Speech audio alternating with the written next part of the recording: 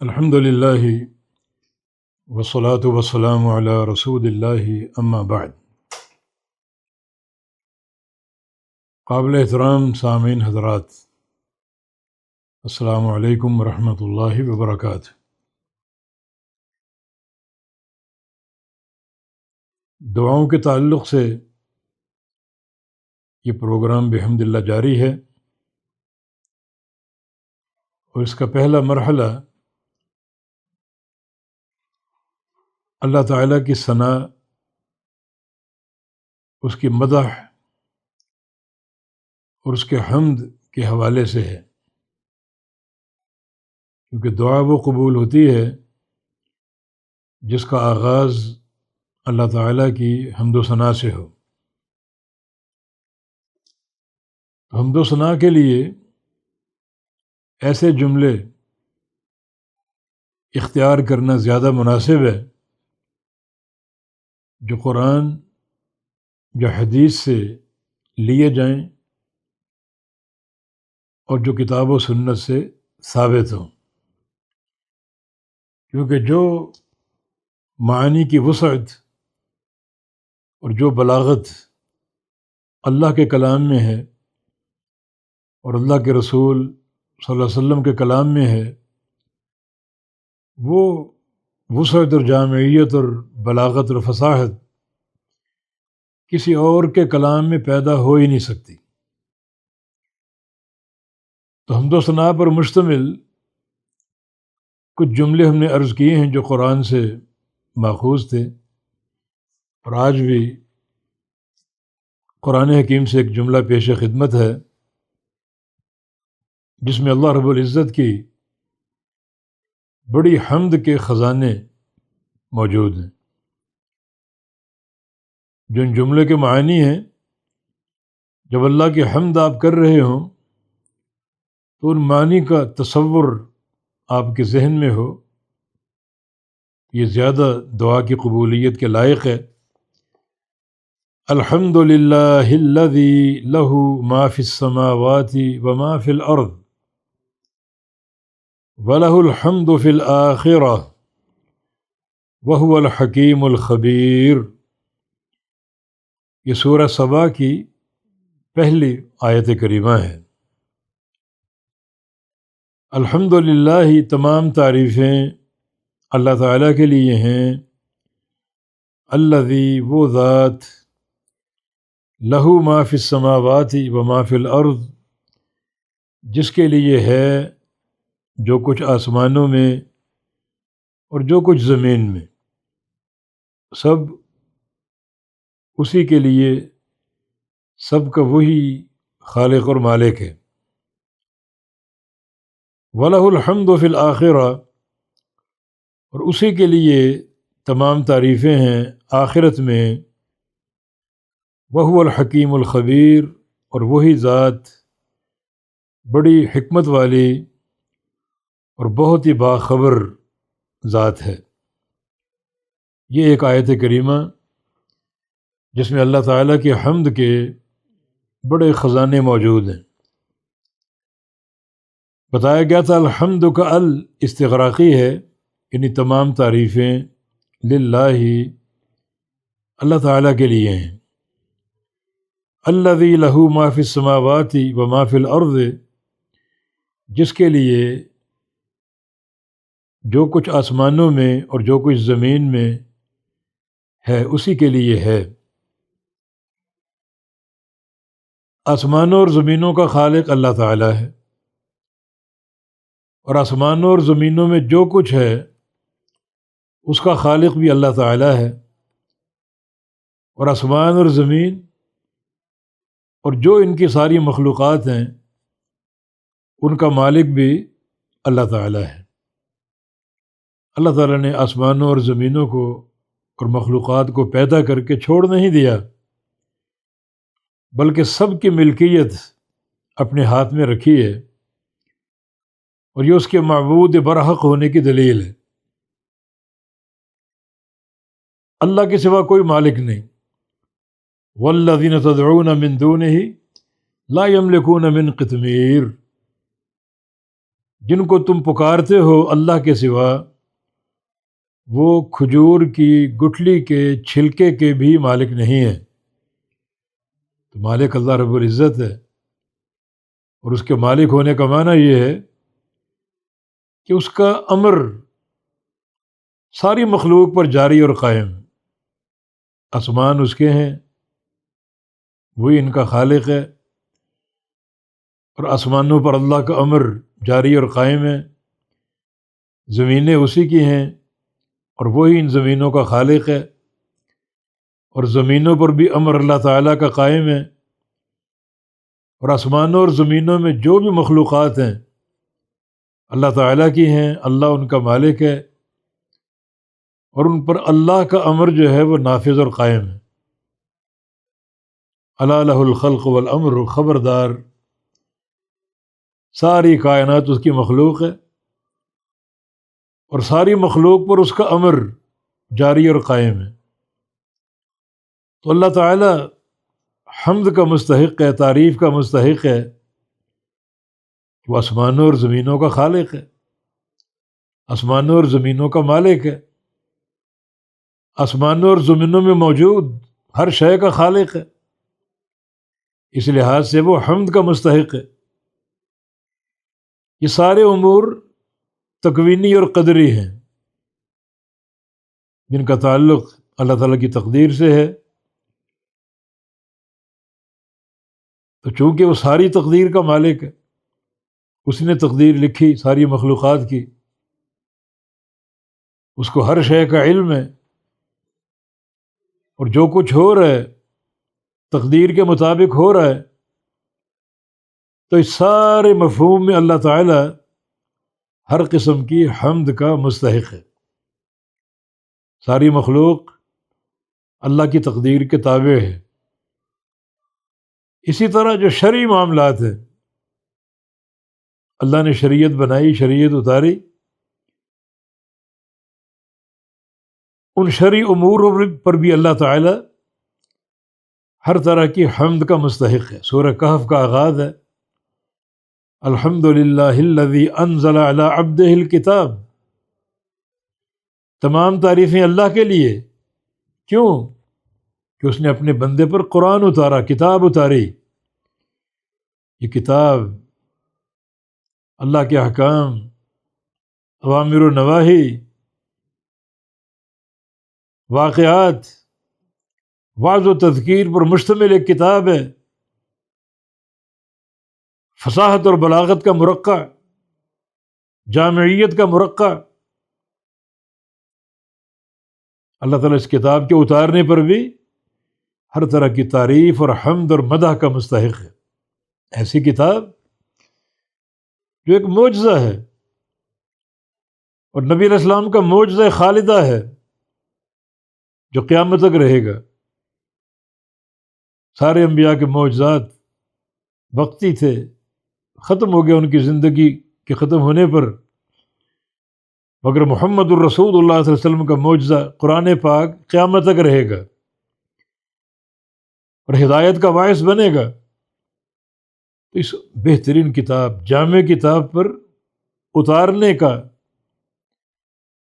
کام کس کا ہے؟ اللہ تعالیٰ کا۔ تو اللہ تعالیٰ اس کتاب کے اتارنے پر حمد کا مستحق ہے۔ کس قدر وہ قابل حمد اور قابل مدح اور قابل تعریف ہے۔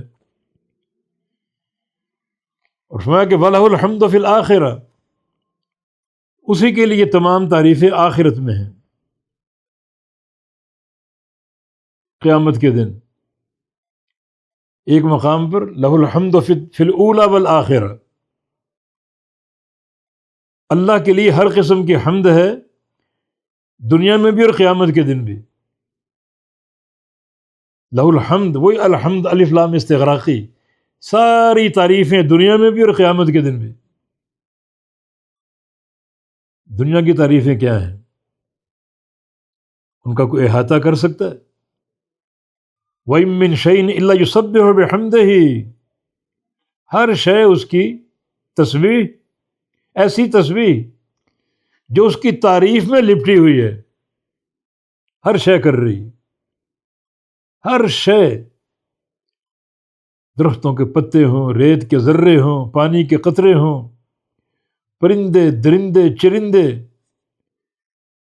خشکی کی مخلوق، پانی کی مخلوق،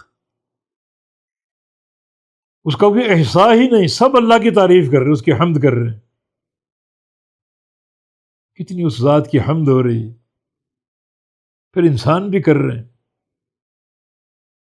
اور انسان کو حمد کے لیے بڑے بلیغ کلمات سکھائے گئے۔ رسول اللہ صلی اللہ علیہ وسلم سے ایک کلمہ حمد کا، تسبیح اور تحمید کا ثابت، جویریہ بنت حارث ام المومنین کی روایت سے، وہ کلمات کیا ہیں؟ سبحان اللہ بحمدہ عدد خلقہ ورضا نفسہ وزینۃ عرشہ ومداد کلماتہ۔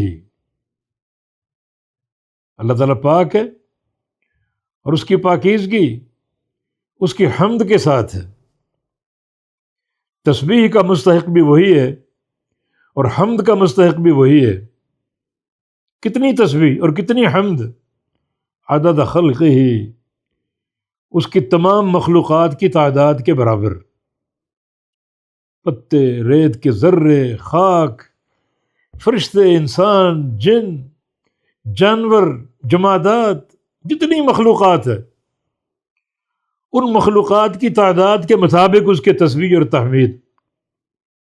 ورضا نفسہ، اتنی تعریف، اتنی تسبیح جس میں اس کے نفس کی رضا ہو، جس پر وہ راضی ہو جائے، خوش ہو جائے، مان جائے، ہم سے صلح اور دوستی کر لے، ہمیں اپنا محبوب بنا لے۔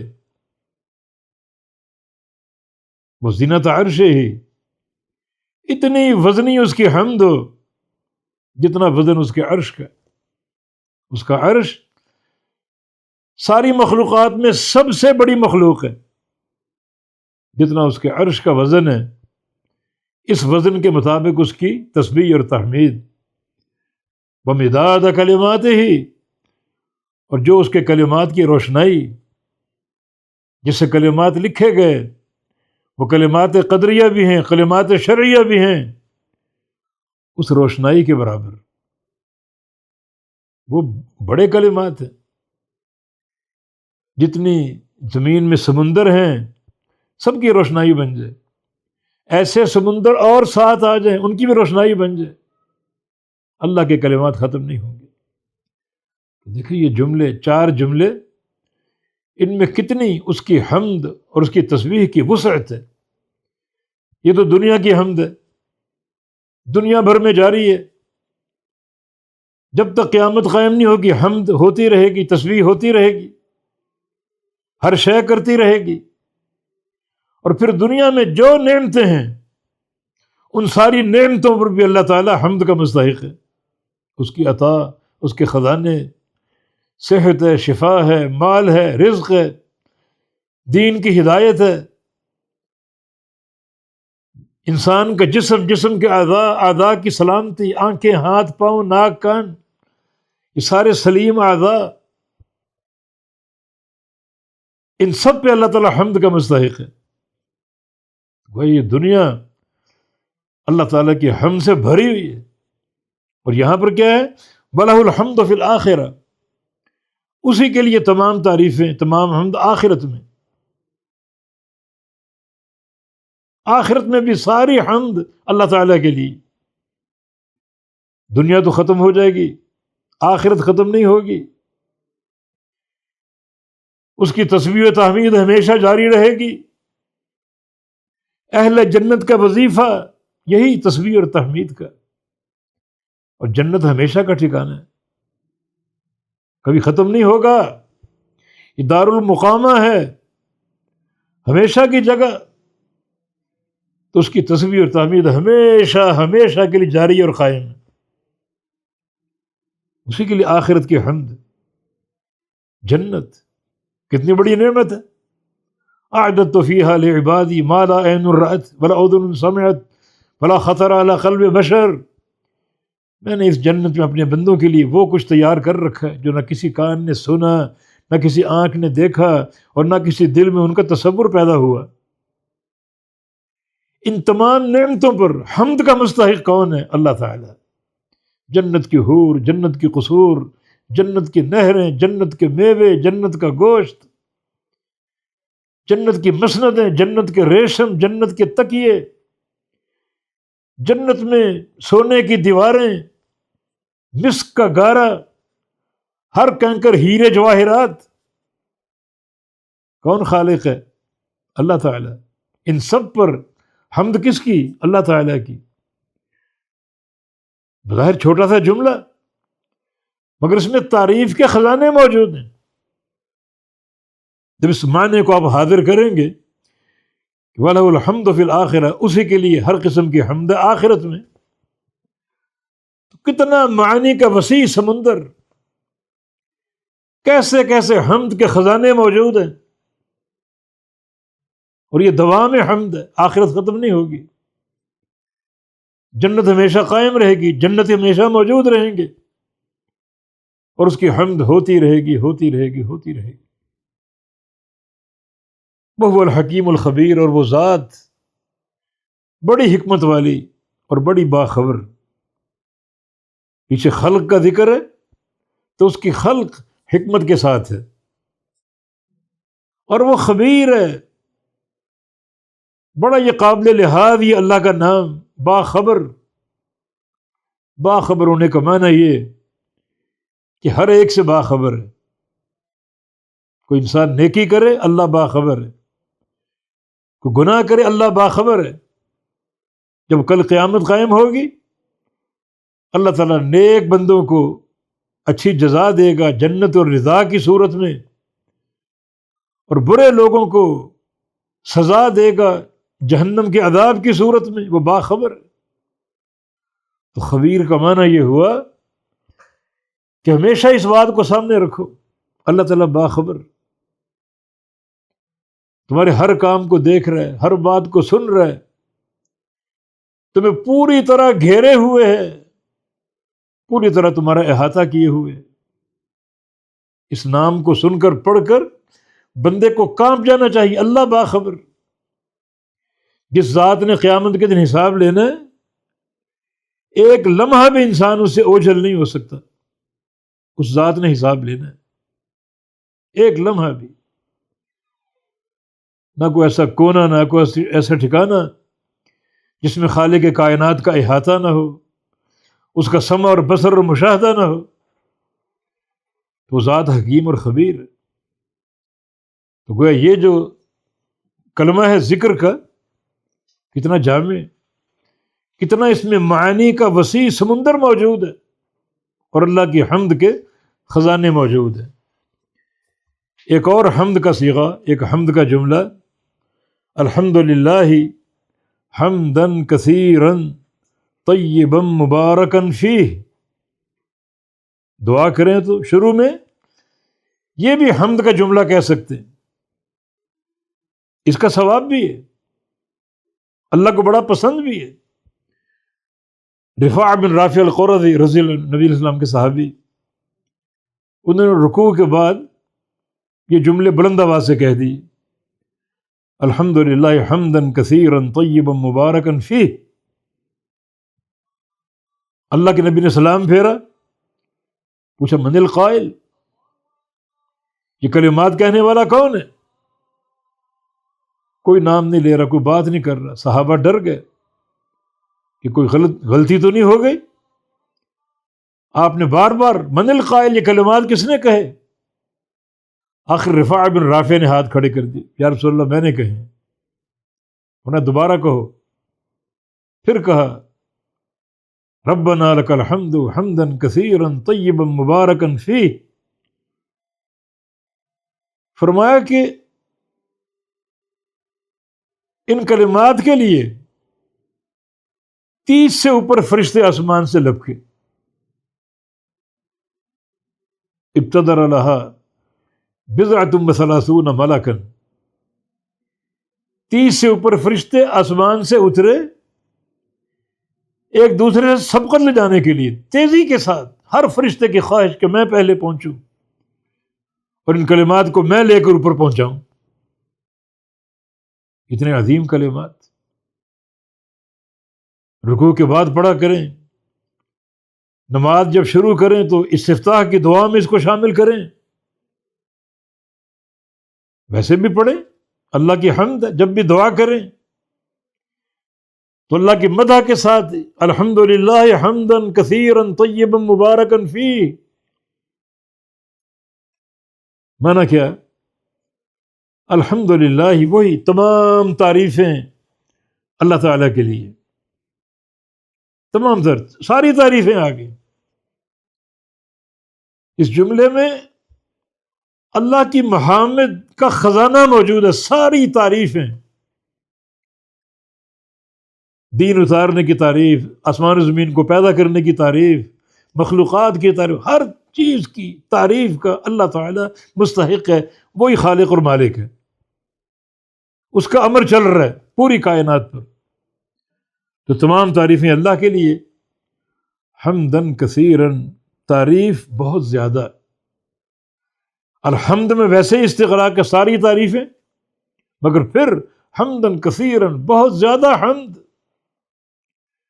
اس کثیر کی تحدید نہیں ہے، بہت زیادہ حمد، طیباً، طیب تعریف، طیب تعریف وہ ہوتی ہے جو ریاکاری سے پاک ہو، سمعہ نہ ہو، ریاکاری نہ ہو، اخلاص سے بھرپور ہو۔ ظاہر ہے یہ الفاظ جب آہستہ آہستہ کہو گے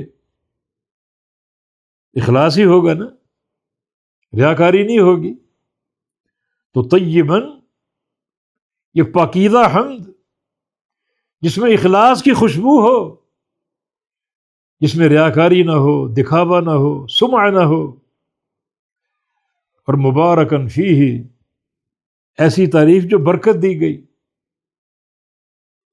برکت کا معنی قبولیت، کہ یا اللہ مجھ سے یہ حمد قبول کر لے، اللہ اکبر، اتنا یعنی وسیع حمد کا مفہوم اللہ کو پیش کر دیا، اور برکت کی دعا، برکت میں قبولیت بھی ہے اور برکت میں بڑھانا بھی ہے، برکت ڈال دے اس میں اور قبول بھی کر لے اور بڑھا دے اس کو، اور مجھے پڑھنے کی توفیق دے اور اس کو بڑھا چڑھا کر قبول کر لے۔ اللہ اکثر، اللہ کے ہاں کوئی کمی نہیں ہے، کمی نہیں، وہ بے تحاشا بے شمار خزانوں کا مالک، تو برکتیں ڈال دے اور ان کلمات کو مجھ سے قبول کر لے، اور قبول ایسا کر کہ ان کو بابرکت بنا دے۔ برکت کا معنی ایک چیز کا بڑھ جانا، اضافہ ہو جانا، کہ یہ کلمات میں نے کہہ دی اپنی طاقت کے بقدر، جس میں اعتراف ہے کہ ساری تعریفیں تیرے لیے، بہت زیادہ، بہت ہی عمدہ، اخلاص سے بھرپور، ریاکاری سے پاک، اور مبارکاً فی، جس میں برکت ڈال دی جائے۔ برکت کا معنی قبول کر لیا جائے، اور برکت کا معنی اور اس کو بڑھا دیا جائے۔ یہ معنی اگر ذہن میں رکھیں آپ، پھر جب دعا کریں تو کتنی لذت محسوس ہوگی۔ معنی کے استحضار سے دعا میں توجہ پیدا ہوتی، اخلاص پیدا ہوتا ہے، بندے کا دل دعا میں لگتا ہے۔ جو قلب غافل ہے اس کی دعا قبول نہیں ہوتی۔ دل متوجہ ہو اور دل میں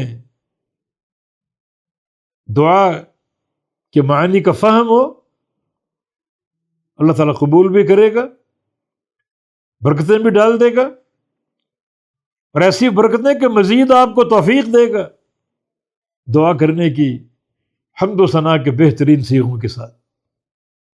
ھذا وبارک اللہ فیکم، اللہ تعالیٰ ہمیں یہ ساری محامد عطا فرما دے، ان بندوں میں شامل فرما لے جو اس کی تسبیح و تحمید کرتے۔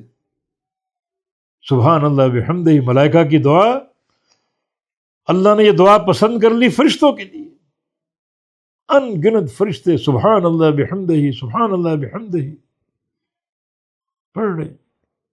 ہمیں بھی یہ دعا دی گئی، صبح کا 100 بار پڑھ لو، شام کا 100 بار پڑھ لو، اللہ تعالیٰ آپ کے گناہ معاف کر دے گا۔ کتنے گناہ؟ اتنے گناہ کہ وہ سمندر کے پانی کے برابر۔ زمین پر موجود جو سمندر ہیں ان کے پانی کو جمع کر لیں اس پانی کا وزن کریں، کتنا وزن ہوگا؟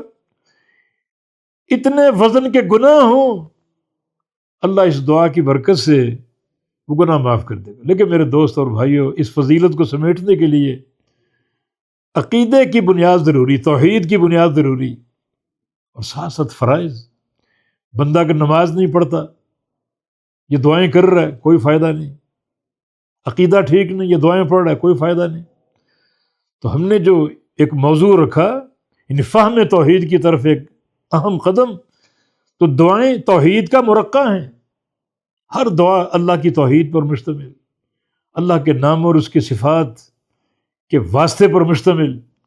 یہ توحید کے فہم کے لیے بڑی قوی اور مضبوط اساس ہے۔ ہم نے جو نقطہ توحید حاصل کیا وہ کیا ہے؟ ہر قسم کی تعریف کا مستحق اللہ تعالیٰ ہے۔ مستحق کیوں ہے؟ کیونکہ اس کے لیے سارے کمال ہی کمال ہے۔ کمال میں کوئی کمی ہو تو ہر قسم کی تعریف نہیں ہوتی، پھر پورا کمال اللہ کے لیے۔ مستحق کیوں ہے؟ کیونکہ اللہ اس کمال میں اکیلا ہے، اس کمال میں کوئی اس کا شریک نہیں ہے۔ اگر اس کو شریک بناؤ گے تو حمد بھی تقسیم ہوگی، ہم میں بھی لوگ شریک ہوں گے۔ پھر وہ یکتا ہے، کامل و اکمل ہے، ایسا کامل جس میں کوئی نقص نہ ہو، لہذا کامل حمد اسی کے لیے، اور ایسا کامل جس میں کوئی شریک نہ ہو، لہذا بلا شرکت غیر ہر قسم کی تعریف اللہ تعالیٰ کے لیے۔ بارک اللہ فیکم، اقول قولی ھذا واستغفر اللہ لی ولکم، وآخر دعوانا الحمد للہ رب العالمین۔